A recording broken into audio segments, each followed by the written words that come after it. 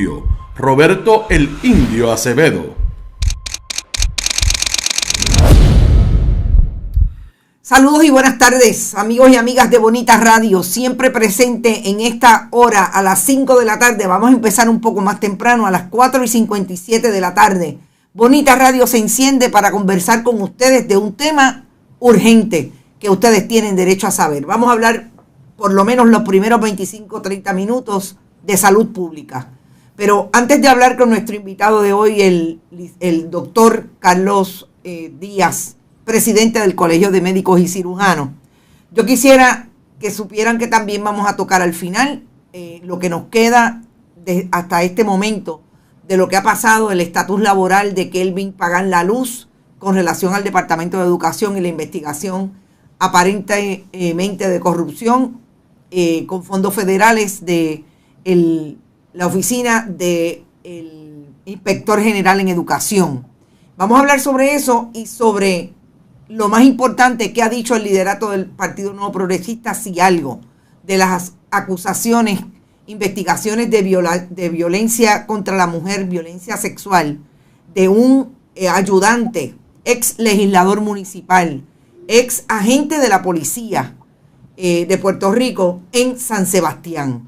Nada, vamos a hablar sobre eso más tarde. Pero ahora, yo creo que es bien importante hablar con el presidente del Colegio de Médicos y Cirujanos, como una antesala a lo que ha ocurrido y está ocurriendo en Puerto Rico en materia de la salud pública. Hemos hablado de lo que ocurre en el sistema de salud pública en Puerto Rico, el sistema dirigido poco ya por el gobierno de Puerto Rico y lo que ocurre en los hospitales y en las instalaciones privadas.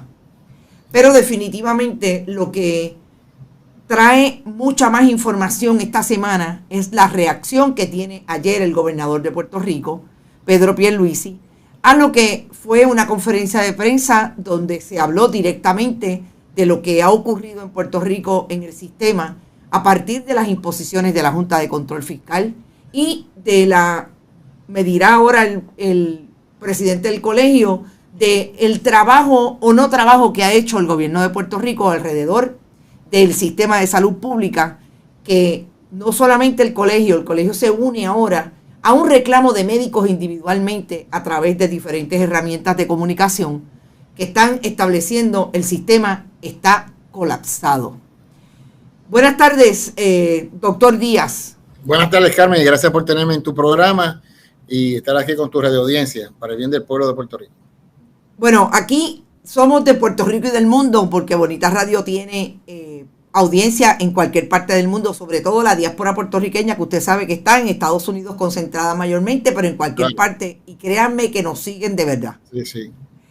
Mire, yo quisiera empezar con que usted me dé un diagnóstico. Yo escuché la conferencia de prensa, tanto usted como el presidente de la Asociación de Hospitales habló de lo que ya era un diagnóstico desde el punto de vista médico, como ustedes suelen hacer con los pacientes, de lo que está ocurriendo en el sistema de salud. Yo quisiera que usted me dijera, nosotros hemos tenido aquí médicos individualmente, tuvimos al doctor Irán Rodríguez, que es un médico joven, internista, y nos habla de las diferentes instancias, hospitales privados, hospitales públicos.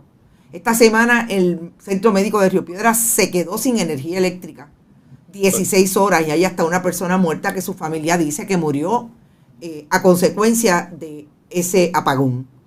Sí. En términos generales, ¿cómo ustedes están analizando lo que está ocurriendo en términos de la salud en Puerto Rico? Pues mira, esto está en estado grave. Tengo que decirte, el sistema de salud yo lo declaré una crisis del sistema de salud hace unos meses atrás, 3 meses cuando entré a la presidencia, y lo entendía que estaba intensivo, que necesitaba, el sistema necesita de cambios dramáticos, trascendentales a corto, mediano, a largo plazo. ¿Qué ha pasado? Este problema viene a consecuencia de que llegó en 1900, la época de que se trajo la reforma de salud. Sí. Se inserta o se atrae al sector privado, que son las aseguradoras, a tener acceso a el sistema de salud de Puerto Rico. La idea inicial era pues extender todo a una tarjetita de salud para todos los puertorriqueños, muy bien, pero no se fiscalizó, no se le puso control a las aseguradoras. Cuando tú pones a las aseguradoras, ya es un ente que va a ganar dinero, no va a invertir para perder. Antes de las aseguradoras, que era el plan Arbona, lo que teníamos eran los CDT, claro, el secundario, el centro médico. El centro médico recibía solamente aquello de una emergencia bien dramática, de los casos bien dramáticos, porque todo lo demás corría en el sistema de primario, secundario, de los hospitales de secundarios regionales, y se atendían esos problemas. Pero que al caer entonces, vender las facilidades médicas, vender y permitir que la empresa privada, que son las aseguradoras, controlaran el sistema, pues las cosas sencillas que no se pueden atender en los hospitales que quedaron y las facilidades que quedaron, porque se vendieron como pescado bombado. En aquel momento se desaparecieron entonces los centros de entrenamiento de nuestros compañeros para entrenar más médicos. Se pierden esos centros de entrenamiento y se acumula mucho de lo que se podía atender en los regionales, se acumula y va a centro médico. Ahí empezó la crisis y el deterioro mayor que Centro Médico tuvo que absorber muchas de las condiciones que se atendían antes en los terciarios, en los secundarios, en los regionales. Ahí empezó dramáticamente el problema. Todo eso va creciendo. Ya se sabía que la reforma de salud iba a limitar el desarrollo obviamente de profesionales, porque ya los centros de entrenamiento ya se fueron vendidos a la empresa privada. Ya ahí tenemos un tremendo problema. Se le había avisado al gobierno que esto iba a ocurrir, se le había dicho el planteamiento que esto iba a pasar, pero miraron para un lado. Luego llegamos a la crisis de María, luego a la crisis de la pandemia, y ya el sistema está tan cargado de tantas deficiencias, de tanto malestar, de tanta debilidad y de tanta fragilidad, que esta emergencia nacional de María y la pandemia han dado el cantazo final, es como decir un infarto, masivo al sistema, y ahí es que viene que se está colapsando, si no es que ya está colapsado. Fíjese que yo, antes de que usted continúe, nosotros hemos hablado acá mucho del modelo Arbona, de lo que suponía para Puerto Rico, pero claro, yo le quiero traer también la línea de que aquel sistema sabemos que no era perfecto. ¿Cuáles usted cree que eran las deficiencias que podía tener aquel sistema, que había que manejarlas, pero no necesariamente llegar al nivel de una privatización casi total? Quedan, 4 o 5 instalaciones médicas en Puerto Rico del Estado, casi total, y cambió completamente el modelo de salud que Puerto Rico tenía. ¿Cuáles eran aquellas deficiencias que, desde el punto de vista de ustedes como médicos y administradores, se pudieron manejar para no llegar a esto? Claro, había en aquel momento una falta de una buena administración, por falta de un liderato. Pues el plan Arbona se fue deteriorando, se fue corrompiendo y empezó a tener las deficiencias por mala administración. Pero había mayor acceso a medicamentos, había mayor acceso a no llenar el centro médico como se está llenando, de condiciones que se pueden tratar en otra región y no inundar el centro médico. Pero la situación era que sí, la reforma aumentó el acceso a los servicios de salud. El problema es que se privatiza todo el sistema. Se pudo haber privatizado parte del sistema, se pudo haber privatizado unos aspectos del sistema y tener fiscalización sobre esto. La privatización no es mala, pero hay que ponerle controles, hay que ponerle fiscalización y rendir cuentas. No que por cuestiones políticas se hizo una tarjeta y no vimos los resultados en Fajardo, que fue la primera etapa que se puso, y sin terminar ni un año o 2 años, como fue una cosa que políticamente era conveniente, se empezó a regar la tarjeta por todo Puerto Rico, sin importar dónde estaba la deficiencia, dónde podíamos ir viendo los problemas que tenía esa tarjeta para ir corrigiéndolo en el camino. Se politizó totalmente y entonces se aprovecharon de no ponerle control a las aseguradoras, y las aseguradoras entran en este proceso donde actualmente las aseguradoras son las que controlan el sistema de salud, no el gobierno de Puerto Rico, son las aseguradoras, y las aseguradoras vienen a ganar dinero, no vienen a perder dinero. Ya no son pacientes, ya son clientes, ya no es servicio al cliente, sino al paciente, ya son servicio al cliente. Y ese cambio de mentalidad pues nos ha traído hasta ahora, donde todo está subordinado a unos intereses económicos por encima de los intereses salubristas.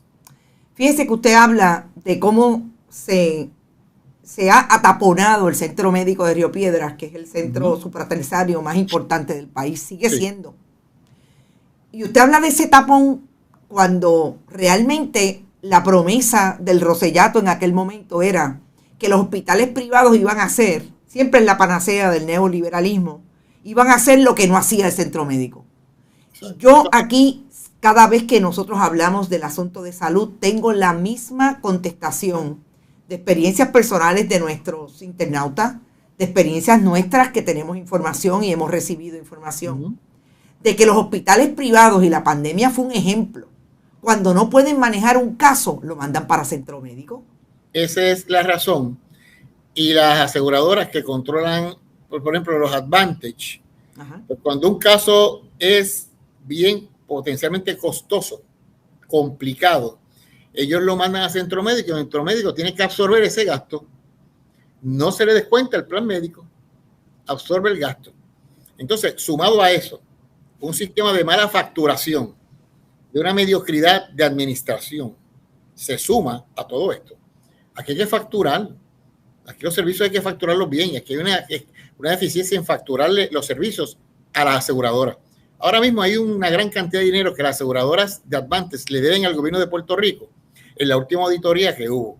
Esa auditoría está por ahí y nadie la saca, nadie habla de esto. Pero las grandes aseguradoras deben millones y millones al departamento de ACES. De falta de cumplir una serie de requisitos que había que cumplir de cuidado médico. Pero esto nadie le pone el cascabel al gato. Esto suena como que no conviene y no se puede decir, pero no estamos para esto. Estamos para proteger la vida de la vida de la salud. Usted puede creer si quieren chanchullar con otras cosas que chanchullen, pero con la salud no se puede jugar y no se puede escatimar en los gastos que haya que hacer porque es una vida. Y hay dinero, hay.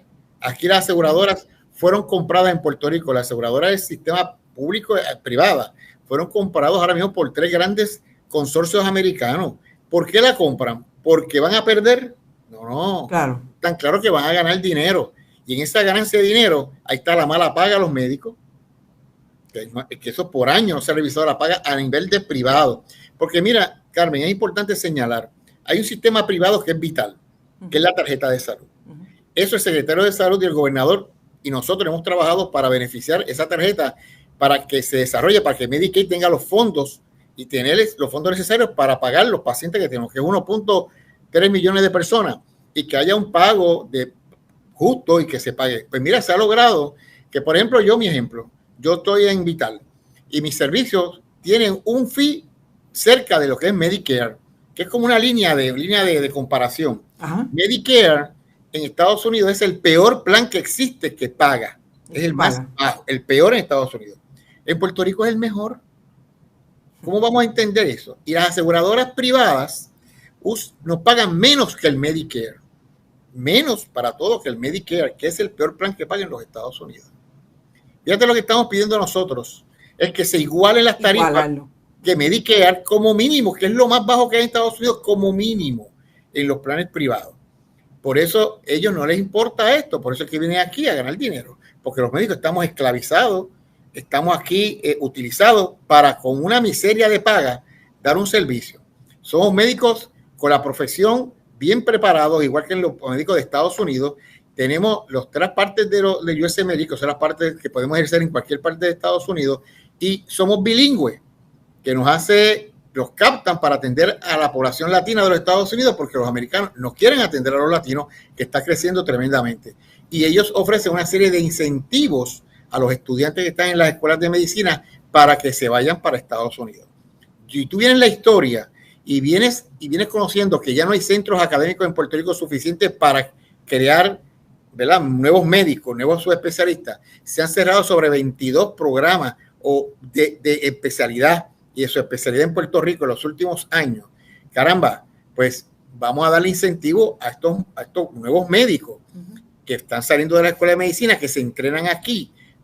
La mayoría se quiere quedar en Puerto Rico, le gusta su isla, su familia, le gusta su ambiente, quieren quedarse. Pero imagínate que como yo salgo a los 33 años, habiendo estudiado corrido, de bachillerato corrido para ser cardiólogo, en Puerto Rico salgo a los 33 años y ya tenía 2 hijos pequeños. Y me encuentro, por ejemplo, que no me quieren dar el número de licencia, la junta de licenciamiento, que eso está trabajando con el nuevo presidente y estamos logrando grandes logros para que se le dé con menos burocracia esa licencia. Pues con esa licencia le facturamos los planes médicos. Pero nos encontramos que los planes médicos no nos dan el número de proveedor para facturar los servicios. ¿Cómo yo acceso dinero para mantener mi familia? Yo quiero detenerme ahí porque definitivamente esa ha sido también una denuncia recurrente de esos médicos que están saliendo de las escuelas aquí. ¿Cómo es posible que eso se dé? O sea, ¿cuál es la justificación de un plan médico para no darle un número de proveedor a un médico recién graduado? Una razón económica. Si tengo 10 médicos y esos médicos en su término de tiempo de trabajo me gastan tanto, perfecto.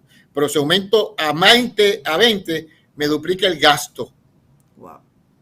Eso lo ven en números y centavos, tan sencillo como eso, es números y centavos. No es vidas ni muerte, no es números y centavos. Vamos a darnos de cómo están los números para que allá las acciones en Wall Street pues suban y bajen. Eso es tan sencillo, esto es un negocio de la salud tristemente. Y nosotros no podemos sucumbir a eso. Los profesionales de la salud, los médicos responsables, los funcionarios de gobierno, tienen que rendirle cuenta a la gente, no es al dinero. Ese es mi mensaje siempre, con la salud no se puede jugar. Y yo puedo hablar de todo esto y puedo caer y fue el tono y no le gusta a alguien, pero es que yo no estoy hablando de mí, estoy hablando de todos nosotros que eventualmente, mira, vamos a tener que ir al centro médico en cualquier emergencia. Si nos asaltan y nos dan un tiro, hay que ir al centro médico. Si tenemos una hemorragia cerebral, una caída, al centro médico. Todos, no importa el color, la raza, el partido político, es para que tengamos un centro ahí robusto, un centro médico que digan, Puerto Rico tiene un centro médico de 3 pares, ¿va?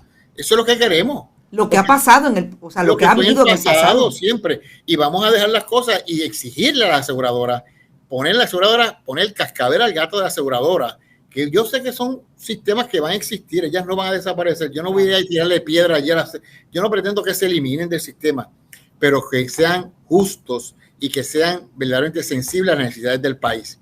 Aquí primero se están ataponando la facilidad de las famosas citas médicas que tú me estabas diciendo. Sí. Pero si antes éramos 18,000 médicos hace 10 años, ahora somos 9,000 médicos. Estamos cargando con el sistema de salud y tanto la legislatura como el ejecutivo tienen que entender que los médicos que estamos aquí afuera estamos cargando con la salud del país, cargando el sistema que es un 60% privado. Estamos cargando ese sistema para que no sature el público. Que el público ya, el sistema público de vital ya está saturado, tiene su programa perfecto, pero nosotros estamos acá afuera con las aseguradoras pagando, y no es que sea pagando dinero, es las acciones que tienen para poder conseguir los servicios. Hay que justificarlo, el pago de los medicamentos, hay que estar pidiendo permiso para todo. O sea, yo si soy cardiólogo y necesito una prueba de cardiología para tomar una decisión, pues no tengo que justificarla. ¿Por qué si soy cardiólogo? Tengo que pedir justificación a alguien que esté en una computadora, que está menos que yo con reconocimiento, para que me autorice una prueba de estrés test con medicina nuclear, por ejemplo, que de ahí yo determino si el paciente hay que hacer un cateterismo y no, o no. Oye, yo no te estoy pidiendo un CT de cabeza o de rodilla, y ahí yo te puedo entender que me puedas pedir justificación, claro, porque yo no soy el especialista, pero ¿por qué me vas a cuestionar a mí, con mi entrenamiento, 30 años de experiencia, que me cuestiones una prueba de cardiología? Eso dilata el proceso y se nos muere la gente. Igual que medicamentos. Me están pidiendo ahora hasta justificación para medicamentos genéricos.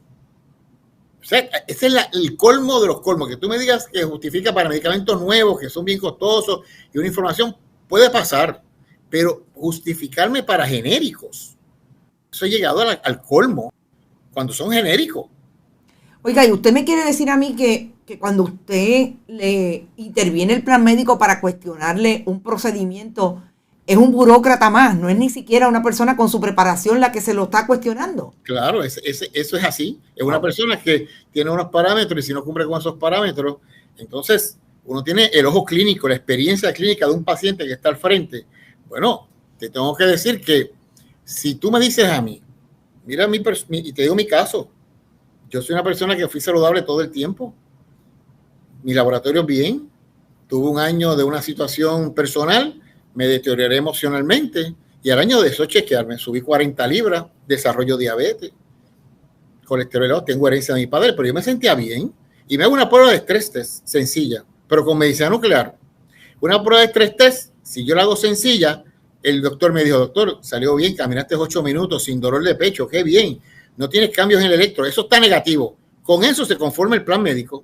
Y yo, pues lo hice con medicina nuclear adicional. Y medicina nuclear presentó unas imágenes que yo tenía enfermedades coronarias.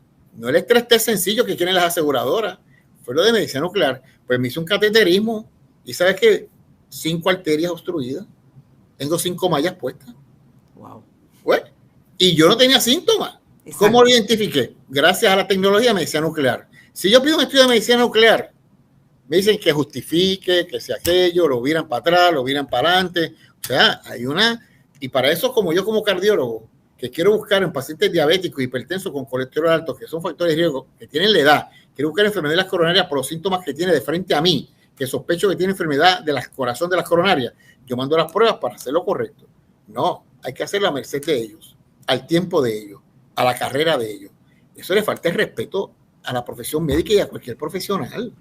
Y, oye, dinero hay, vamos a dejarnos de este tipo de cosas y hacemos lo correcto. ¿Qué le cuesta sin falta a ese paciente? Va a un hospital y le cuesta más caro. Claro. Y las complicaciones más caro. O sea, no ven más allá. Y fallece la persona. Y entonces, la responsabilidad no es de ellos. No es de ellos. La responsabilidad es del médico. Del médico, finalmente. Yeah. Ustedes hablaron de diferentes propuestas. Sí. Pero precisamente para esto, Sí. que es llevar al sistema a que sea, fíjese lo que estamos hablando, más sensible. Exactamente. En términos de no parecer una caja registradora, sino establecer un mecanismo de humanidad para relacionarse con el paciente. Claro. ¿Qué específicamente ustedes piensan que es lo que se puede hacer en la estructura que está como está ahora mismo para que eso ocurra? Y en este momento yo presenté 15 propuestas. Uh-huh. Y las más importantes son las siguientes. Que sea, primero, nuestros médicos se están poniendo viejos. Claro. La edad media de nosotros es 57 años. Ya ellos es edad media de cierta especialidad de 60 años. Hay que darle la licencia al médico inmediato. Que hay que estar justificando con papeleo de que si es médico o no es médico. Dele la licencia inmediatamente, lleno a la universidad acreditada y tiene las 3 partes de la revalida o del board. Ya está. Ponle una licencia provisional. Con esa solicita los números de proveedor, los números de proveedor a los planes médicos. Y tienen que estar obligadas todas las aseguradoras a darle el número de proveedor a los médicos que están en Puerto Rico y que se van a quedar. Punto. Para eso hay que legislar. No tenemos que legislar, puede poner una orden del comisionado. Okay. El comisionado está hablando con nosotros, que está bien sensible a nosotros, el comisionado de seguro. No de seguro. Estamos claros. Ya lo de la reforma también, Vital le puede dar el número de proveedor. Los Advantage tienen que ponerse para su número. Que hay una legislación, pues hay que bregar con eso. Pero bueno, vamos a hacerlo privado, que son de frente y de momento. Le damos esos números de proveedores. Tercero, vamos a darle un paquete contributivo, que estos compañeros médicos no paguen contribuciones estatales o patronal por 3 años, para que se queden 3 años funcionando en Puerto Rico, que no paguen patente municipal, que la colegiación nosotros se la damos de gratis y que tenga una cubierta mínima o que le pague CIMED la cubierta de impericia médica. Okay. Esos 4 puntos, yo te aseguro a ti, por 3 años todos esos 4 puntos, van a crear en el médico un deseo de quedarse, ya con su número de proveedor y aseguradoras. ¿Por qué? Porque el médico, quiero que entienda bien el pueblo de Puerto Rico, el médico no es un profesional solo. Cuando hablaron del porciento que querían darnos del 4%, y traigo esto, la gente pensó que esto es un regalo al médico, ¿no? Nos decían 15 años que tenemos que darle de servicio gratuito 180 horas anuales al servicio. O coger Vital, ¿ves? Servicio a la gente. Claro. Nos obliga. Si yo multiplico 180 horas a $100 la hora, ¿verdad? Que más o menos es lo que promedio profesionalmente, por 10,000 médicos, hay 180 millones que le estamos dando a la economía, que estamos prestando a la economía. Entonces, ¿de qué manera la Junta, porque no hizo lo correcto el gobierno, no justificó los recursos, que la Junta le digo, estoy de acuerdo con darle los incentivos, pero búscame y certifícame dónde va a sacar los recursos? Se sentaron a dormir las Pascuas, no presentaron los recursos, el dinero, dónde sacar esto, que eran 40, 60 millones. 60 millones que hay en cuanta otra cosa hay por ahí que no tiene prioridad. Tenemos respeto, pero no hay prioridad en esta emergencia. Se le puede haber dado a los médicos el incentivo del 4%, pero el gobierno no actuó como tenía que actuar. Y esa es una de las cosas que hay que tener claro. La Junta es Junta y es estricta en muchas cosas, pero le pide al gobierno, dame la justificación, dame la información correcta, y ahí es donde caemos, en donde entonces le achacamos la culpa a la Junta Fiscal cuando realmente somos el gobierno y que no ha hecho lo correcto o lo necesario para justificar eso. Y ahí caímos en ese jueguito. No aprobaron el 4%. Entonces luego vienen con que no, se mandó todo allá a la judicatura, pero no lo aprobaron. Ay, te vas a quedar de brazos cruzados. No, ya yo les he puesto aquí a los legisladores que hay que presentar legislación para retomar eso, volver a presentar esos proyectos que eran buenos, donde se respetaba la decisión del médico por encima de los intereses económicos, que se controlaban los PBM de farmacia, donde no se podía cancelar el contrato a los médicos y abrir todo esto estaba en esas leyes. Y como el gobierno no hizo, dice que hizo su trabajo, sí, técnico, pero el trabajo de justificar los recursos no se hizo. Esa fue la realidad. Yo digo esto y el tono es fuerte. Yo digo esto y entonces hay falta de respeto.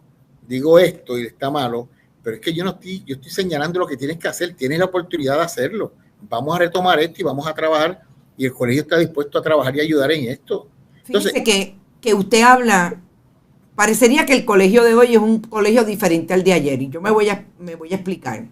Yo le decía aquí a Irán Rodríguez, al doctor Rodríguez, que quizás esta es la primera vez en los últimos 30, 40 años en Puerto Rico que hemos visto una clase médica. Es verdad que es una generación diferente, quizás a la de usted, pero mucho más vocal de lo que la hemos visto en el pasado.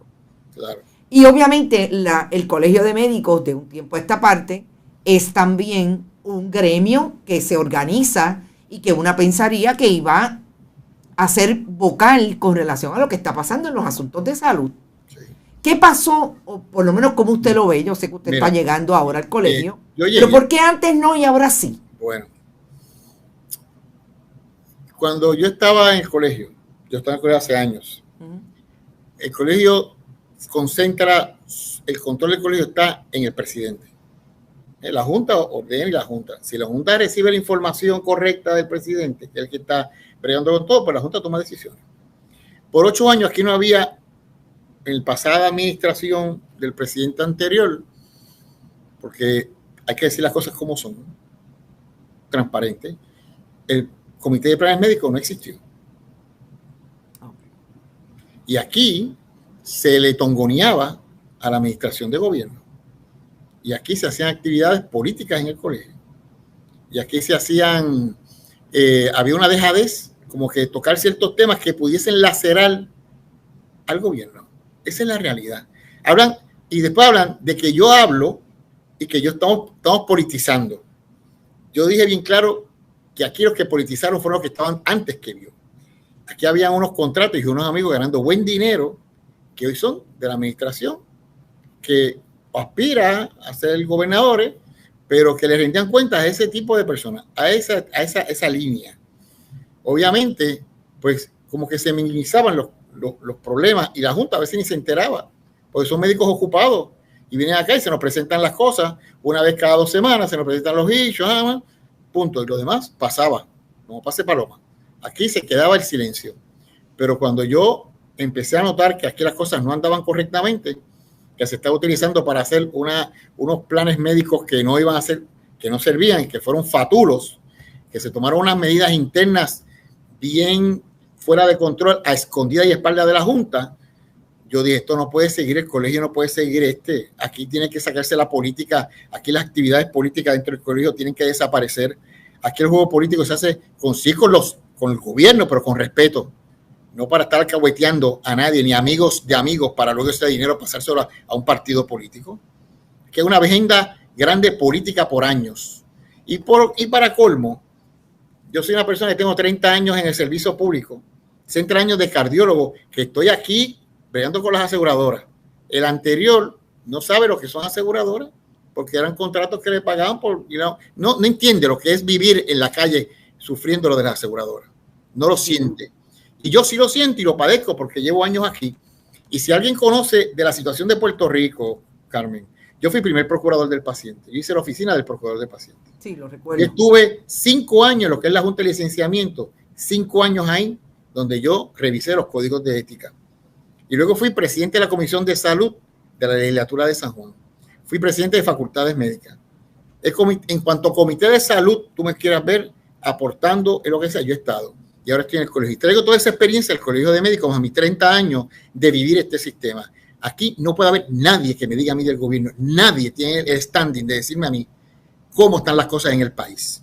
Con todo respeto, no hay ningún funcionario que me diga a mí cómo están las cosas, con toda humildad te lo digo, de lo que yo conozco y sé del sistema de salud, desde que hace 20 años yo empecé como procurador del paciente.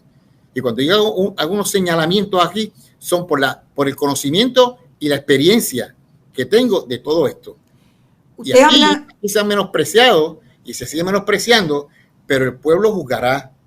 Y el pueblo está ahí pendiente, que es el que sufre día a día. Yo estoy aquí día a día en el field, ellos no saben lo que se padece, ni los funcionarios ni los gobernantes, no. Y nosotros que somos esas personas, queremos ayudar al gobierno para que entienda esas necesidades. Entonces, pues, no quiero que miren ya para el lado. Y se lo dije bien en principio, entiendo que esta administración no es la culpable de todo. Claro que yo no estoy echando culpas a nadie, pero si no hacen lo que tienen que hacer, serán cómplices de los mismos compañeros que estaban antes, que no hicieron nada y vamos cuesta abajo. ¿Sí? Usted está hablando de una diferencia incluso generacional, por un lado. Sí. Pero también habla de la política partidista metida en las instituciones que se supone que velen por los derechos no solamente del paciente, también del gremio, que son los médicos y médicas. Usted habla de un partido o de varios partidos políticos, todos los partidos, de facciones, etcétera. En este momento, la salud del pueblo se juega al punto de que llegan a centro médico y se fue la luz. Por eso. Y estuvieron 16 horas, 20 horas, y hay una familia que incluso destaca que su familiar, su hijo de menos de 30 años, murió en ese evento. ¿Usted tiene comunicación con el secretario del Departamento de Salud? Porque mire que se le ha tratado de preguntar sobre este tema y no ha dicho nada. Bueno, yo estaba en comunicación. Yo te tengo que aceptar, cuando yo empecé la presidencia, tengo unas extraordinarias relaciones con el doctor Mellado. Porque él es médico de carrera, como yo, fui procurador del paciente. Él es una persona que, mira, nos entendemos muy bien y hemos compartido todas estas inquietudes. Y él entiende y apoya estas inquietudes. Yo estoy, en los últimos días no he podido comunicarse, ha trascendido tal vez una circunstancia. De hecho, me llamó ahora y yo estaba en otro programa, tengo que decirle que tengo que hablar con él.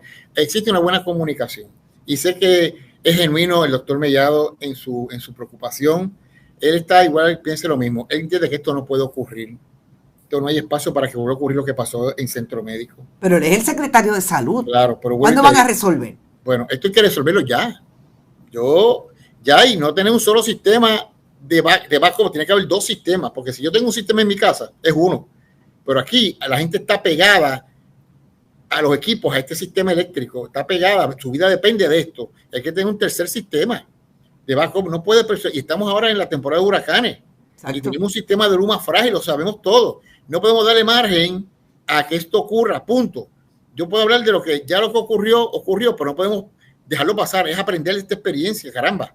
Y es responsable ahora de todo el sector de salud del secretario, que yo entiendo que está bien claro en eso, de que hay que tener un sistema de tercer nivel de que responda. Si falla el primero, falla el segundo, está el tercero. Pero fíjese, doctor, usted habló bien directamente en esa conferencia de prensa, incluso dijo eso mismo, a las cosas hay que decirlas como son. Sí. ¿Usted cree que el país debe estar satisfecho con un departamento de salud que venimos desde la administración de Ricardo Rosselló Nevares, deficiente con relación a la atención en momentos de crisis como fue el huracán María? Estoy de acuerdo. Deficientes en el servicio directo a los pacientes, incluso de la reforma, y que al día de hoy no le dan explicaciones al país de lo que pasa en un centro como el Centro Médico. Te entiendo, y es mi preocupación también. Y estoy consono con esa preocupación y yo estoy todavía también preguntándome por qué. Obviamente, porque si hay una situación como esta, para yo saber inmediatamente qué fue lo que pasó y cómo puedo resolverlo. Estoy de acuerdo 100% contigo y yo te digo, eso no puede ocurrir. Es insostenible que esto vuelva a ocurrir. No debe haber ocurrido nunca. Nunca, y es porque por el mismo deterioro que tenemos. Aquí hay una serie de situaciones dentro del gobierno que también es el personal, no solamente es que son las aseguradoras, hay un personal también que al irse el personal de conocimiento se va porque no tolera estar aquí, no tiene las condiciones de irse. Entonces tenemos que aceptar un personal con poca experiencia, con poco, a veces con poco sentido de lo que es del partido. O del partido. Entonces, pues tenemos una situación que se nos complica cuando se ponen a poner a lo mejor personas que administran, están al frente de unas cosas con poca experiencia o ninguna, o no tienen el sentido de lo que es la vida humana. Y eso lo tenemos aquí, eso se llama mediocridad administrativa, como se llama una mediocridad insostenible. Y vuelvo y te digo, yo entiendo que aquí se nos va la vida en este momento. El sistema de salud depende de que hayan buenos nuevos compañeros, nuevos médicos que se estén entrenando. Nosotros hemos planteado, de aparte de los incentivos contributivos, darle a los muchachos que los puedan ayudar ahora a estos compañeros que se queden. Nosotros estamos creando un fideicomiso para crear nuevas residencias.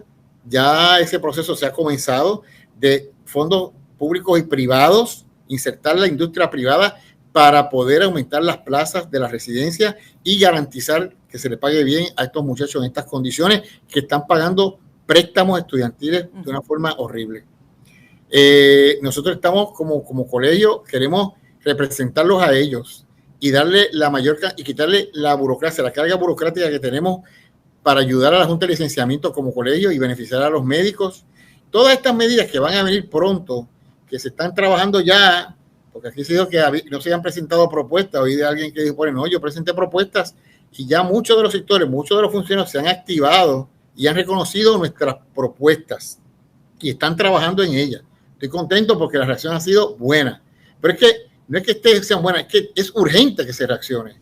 Yo no puedo esperar 3 o 4 meses que reaccionen estas 15 propuestas, eso tiene que ser ya. Hasta ahora han respondido, pero ¿Usted cree que el doctor Mellado le consiga llegar hasta el gobernador para ver de qué manera el Colegio de Médicos puede influenciar en algún plan de trabajo para atender la crisis de salud pública? El colegio está disponible y está dispuesto a trabajar donde sea, a la hora que sea, con quien sea. Yo de un principio le dije a Mellado y se lo pedí varias veces, consígueme la cita con el gobernador, quiero presentarle mi disponibilidad de presentarle esta base, estos insumos para que con esto se trabaje y que él nos dé la aprobación para que él como representante de nuestro pueblo que tenga la empatía de que el Colegio de Médicos está haciendo un paso al frente, dando unas alternativas, por lo menos del presente, que el sistema hay que resolverlo después, pues eso es a largo plazo, pero de ahora, atacar el problema ahora, presentamos estas 15 propuestas, pero yo espero reunirme con el gobernador, tengo la esperanza de que el gobernador nos reciba. Mientras tanto, yo sigo trabajando, sigo haciendo lo que tengo que hacer, reuniéndome con los funcionarios que tenga que hacer, con las organizaciones que tenga que hacer y exigir lo que hay que exigir, una salud para todos. Oiga, y como última pregunta, en Puerto Rico hay fogones prendidos por las 4 esquinas. Los trabajadores yo diría que de todas las áreas. Y muchos de ellos y muchas de ellas han optado por tirarse a la calle. ¿Los médicos se tirarían a la calle por esta situación que están viviendo? Mira, en la vida hay que tomar decisiones que a veces uno no quisiera. Uno está dando la oportunidad a que esto haya una reacción de los que tienen el poder de hacerlo. Yo no descarto nada, porque con la vida de la gente no se puede jugar. Si con este proceso no se activan los que tienen el poder a actuar, no nos queda más remedio que ir a la calle. No nos queda más remedio.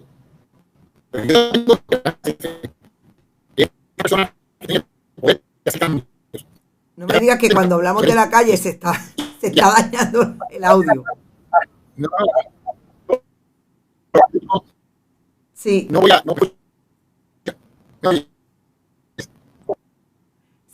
Se fue el audio y yo creo que es un problema que tiene el doctor. Si Verónica lo puede arreglar, me gustaría que escucharan bien la contestación. ¿Me oyes? Aquí estamos. ¿Me oyes? Sí, ahora lo escucho. ¿Me oyes? Sí. Sí, lo que te digo es que nosotros estamos aquí haciendo las recomendaciones como administrativamente tienen que hacer, a los foros que tienen que hacer. Están respondiendo hasta ahora. Pero vuelvo y te digo, no descarto y no se va a descartar esa posibilidad nunca, porque vamos a salir, hay que salir a la calle a defender nuestros derechos, defender los derechos de los pacientes, porque la vida no se puede jugar, no espera. Las carreteras pueden esperar, el estatus puede esperar, todas las estructuras pueden esperar, pero la vida no espera. Igual y te digo, estoy en la mejor disposición de hacer las cosas como deben ser, negociando, buscando alternativas, pero vuelvo y reitero, si hay que tirarse a la calle, nos tiramos a la calle, todo el team médico, no el doctor, las enfermeras, los técnicos, todos los que hayan necesidad, que estamos hablando de un equipo de trabajo, si tenemos que poner nuestro esfuerzo para que tengamos que ir a la calle, lo haremos. Esto no es una amenaza, esto es sencillamente, ¿qué es lo que nos queda? Si no responde la gente que tiene que responder. Y sí entiendo que no es responder, déjame ver, estoy trabajando en eso, déjame ver para dentro de un mes o 2 meses, no, es que hay que trabajar ahora, porque aquí la gente se sigue muriendo y aquí se sigue desarticulando el sistema de salud y con la salud no se juega. Vuelvo y le digo, nosotros estamos insistiendo y vamos a insistir que se declare servicio esencial por parte de la Junta Fiscal. Eso es primordial para que afloje la excusa de que los proyectos no se pueden hacer en Puerto Rico de salud. Y eso es bien importante y nos vamos a sentar todos los grupos a exigirle eso a la Junta Fiscal y que el gobierno haga lo que tenga que hacer cuando se piden certificaciones, que lo haga. Que no diga que la Junta Fiscal es culpable de todo. No, haz tu trabajo, nosotros hacemos el nuestro, todo el mundo hace su trabajo, estaremos bien con el país. Pero no echarle culpas a otros o excusas. No hay excusa con la salud. No hay excusa. No hay manera de que me pongan a mí a buscar excusa de aquello de lo otro, que no se pueden hacer las cosas todo de cantazo. Yo lo sé, pero no nos quejemos. Vamos a empezar a trabajar con lo que tenemos. No es que con la excusa de que no, eso coge tiempo, eso no es de un día para otro. Esa es una excusa que yo no la voy a aceptar. Dígame cuándo empezamos a trabajar y a bregar todo esto y estamos en el camino correcto. Bueno, doctor, le agradezco mucho. Nos extendimos un poquito más, 9 minutos, pero no importa. Muchas gracias por participar en nuestro programa. Vamos a seguir en contacto. Yo quiero la auditoría esa que usted dice que anda por ahí. Si usted la tiene, me la puede enviar. Bueno, ya hicimos una parte, ya hubo una respuesta de parte de la Junta a la persona de esa auditoría. Lo que pasa es que las otras auditorías han sido retenidas porque como hay un caso en el Tribunal de Descolegiación, yo tengo que responsablemente administrativamente recoger los fondos para prevenir cualquier cambio en nuestra estructura administrativa del Supremo descolegiar al Colegio Médico. Claro. Creo que sería un gran desacierto del Supremo en este momento que el país necesita un colegio como lo tiene, que es servicio a la gente, que es un brazo administrativo y de trabajo del sistema de salud, del Departamento de Salud, que ha hecho tanto, que esto no es un colegio como otros colegios. Yo espero que el Tribunal Supremo atienda nuestra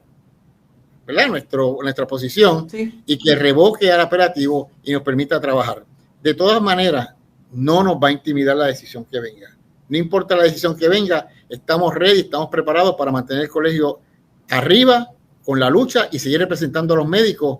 Y esto yo sé que hay gente, que hay enemigos del colegio, porque nosotros estamos dándole en la llaga a estos intereses. No les gusta la forma en que lo que estamos diciendo. Nos quieren tener callados, pero el colegio no nos vamos a callar. Ya la clase médica ya pasó de callada y ahora vamos a ser proactivos. Y no importa la decisión que tome el Supremo, el colegio va a estar ahí presente día a día y no nos vamos a callar. Vamos a seguir la lucha con un colegio compulsorio o no colegio compulsorio. El colegio seguirá siendo Colegio de Médicos Cirujanos de Puerto Rico, representando los mejores intereses de los médicos y de los pacientes, que son la población y nuestra vida y nuestra dedicación. Muchas gracias, doctor. Ya nos mantenemos en comunicación para seguir esta conversación. Muchas gracias por estar con nosotros. Gracias por la oportunidad. Vale. Bueno, escucharon al doctor Carlos Díaz. Yo creo que fue claro, al punto. Se extendió, me parece que era un tema que tenía que extenderse. Yo creo que, y estoy de acuerdo con él, que con la salud no se juega. Yo no sé qué persona puede entender que no va a estar en el sistema de salud independientemente de cuál sea su clase social, su género, su raza, su partido político, etc. Yo no sé cómo es que no pueden entender que si el sistema de salud de Puerto Rico colapsa, todos y todas los ciudadanos y ciudadanas que viven en este país van a estar afectados. Y por eso me parece que el tema era una prioridad y que había que dejar hablar al doctor Carlos Díaz. Tiene una posición clara con relación a las diferencias que ha tenido su gestión o que tiene su gestión recientemente versus los otros presidentes del colegio, sobre todo los últimos 8 años. Interesante el planteamiento de la política partidista metida en el Colegio de Médicos y Cirujanos, un tema que no quise traer con él porque creo que ese debe ser otro programa para hablar específicamente de ese extremo. Yo sí puedo decir, y aquí estuvo Víctor Ramos en medio de la pandemia, hablando de asuntos que tenían que ver precisamente con la política partidista que se daba en el Colegio de Médicos Cirujanos bajo su administración. Y fuimos nosotros los que lo confrontamos con el hecho de que uno de los asesores del colegio, Francisco Domenech, el dueño y socio de Kenneth McClintock en Politank, era precisamente el que en aquel momento él y su esposa se estaban colando en las filas para recibir la vacuna. Fuimos nosotros los que lo sacamos e incluso le trajimos la información y él nos contestó. Así que yo sé de qué política partidista está hablando el doctor Carlos Díaz, pero yo creo que la prioridad hoy era hablar de esas propuestas que el Colegio de Médicos trajo en una conferencia de prensa y obviamente ayer tuvimos la reacción del gobernador estableciendo que había que tener cuidado con el tono. Hoy el doctor Díaz lo repitió y fue más allá. Si nos tenemos que tirar a la calle, no lo vamos a descartar. Así, yo creo que fue una entrevista que hay muchísima información para seguir sacando aquello que es tan urgente en este momento como el sistema de salud de Puerto Rico colapsado. Y ahí está la ruta que siguió después de la privatización de la administración de Pedro Rosselló, que fue una privatización que lo menos que tuvo fue corrupción con la venta de los hospitales y finalmente en la administración de Ricardo Rosselló Nevares, corrupción en el organismo que administra la tarjeta de salud, como fue la acusación contra su directora, la directora de ACES. Así que no ha estado libre de corrupción. La reforma de salud, como no estuvo libre de corrupción, y todavía la estamos viendo, la reforma del sistema educativo. El último tema que yo quisiera traer, porque no lo puedo dejar, a Kelvin lo podemos dejar para mañana y lo pongo al día de lo que pasa con su situación laboral y el asunto de una demanda que tiene, que al día de hoy, desde ayer, el departamento no me ha sabido decir en qué quedó esa demanda en contra de él por una situación de hostigamiento laboral que le radicó y le alegó una maestra del sistema y la región educativa de Cagua. Eso abundo mañana, pero yo no me quiero ir sin cuestionar dónde está el liderato del Partido Nuevo Progresista, incluso el municipal de San Sebastián, su alcalde, Javier Jiménez García, estableciendo la prioridad que no ha establecido o que ha criticado que otros supuestamente no establecen desde el fundamentalismo religioso que tiene como costumbre establecer cada vez que habla el alcalde de San Sebastián, en la acusación de un ayudante suyo, ex legislador municipal, ex policía, que con pueblanos de San Sebastián dicen que carpeteaba cuando era policía allí en el área, y por ideología, obviamente. El carpeteo ideológico, el famoso carpeteo que se dio en Puerto Rico, y que muchos policías fueron parte de ese carpeteo desde la División de Inteligencia y los cuarteles, etcétera, que hoy está siendo investigado porque hay una joven de 25 años que alega que la violó y es su subalterna. Esa persona que ha estado identificado desde el día de ayer, cuando incluso se trajo información de que la policía había allanado las oficinas del entonces ayudante del alcalde, específicamente el apellido es Medina y estoy buscando el nombre completo. ¿Me lo puedes decir más alto? Porque no te... Aníbal, exactamente, Aníbal Mercado es. Mercado Medina. Bueno, esta persona de 71 años está siendo investigada por estos hechos.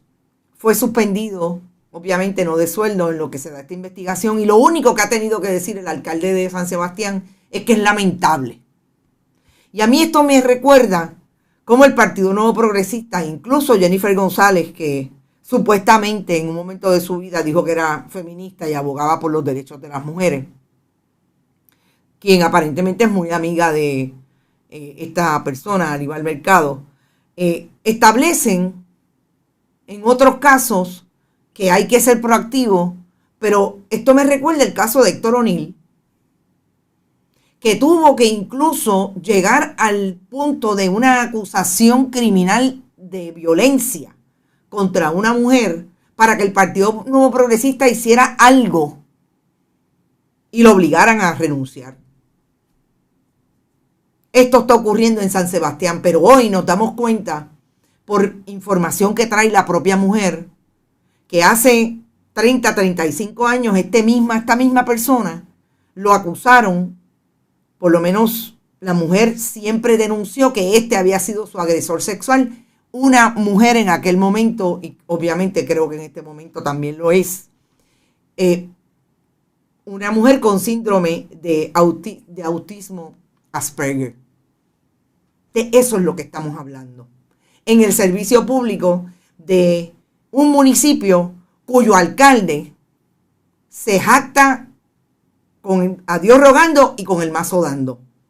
Pero esto es lamentable, dice él. Nadie en el Partido Nuevo Progresista habla de la acusación o de la investigación ahora mismo en manos de la policía de la División de Delitos Sexuales de Aguadilla.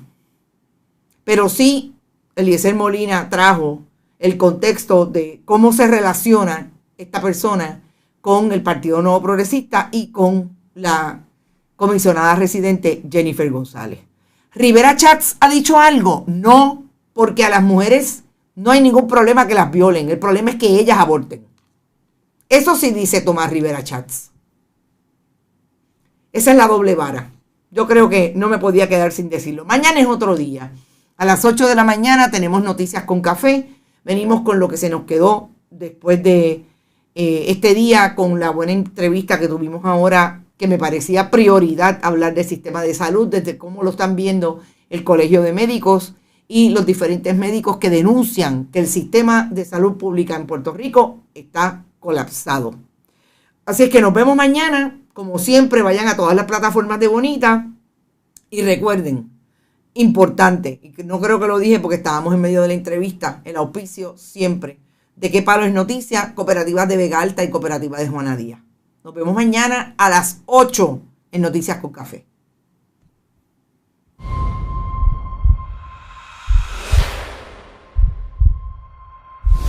Este programa fue traído a ustedes por Cooperativa de Juana Díaz, somos parte de ti, y Vega Coop, de tu lado siempre.